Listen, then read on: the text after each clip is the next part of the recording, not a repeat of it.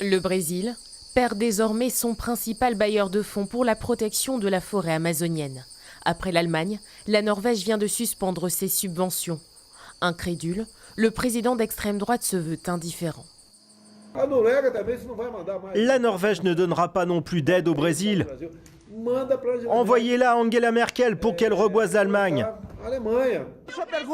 Depuis son élection au mois de janvier, Jair Bolsonaro, climato-sceptique notoire, multiplie les déclarations controversées sur l'environnement notamment. Vous me parlez de pollution environnementale, il suffit de faire caca un jour sur deux, ce sera mieux pour tout le monde. Selon l'Institut national de recherche spatiale, la déforestation de l'Amazonie en juillet a été presque 4 fois supérieure au même mois de 2018. Au Brésil, l'inquiétude grandit autour de l'avenir du poumon de la planète.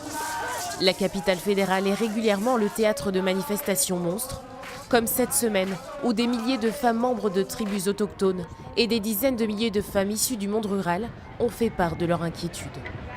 Implacable, Jair Bolsonaro évince quiconque critique son action, comme ce scientifique, ancien directeur de l'organisme chargé de surveiller l'évolution de la déforestation au Brésil.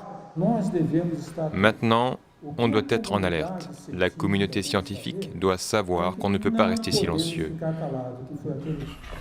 Des initiatives écologiques émergent néanmoins, comme la création d'un sentier de randonnée de 8000 km le long du littoral brésilien.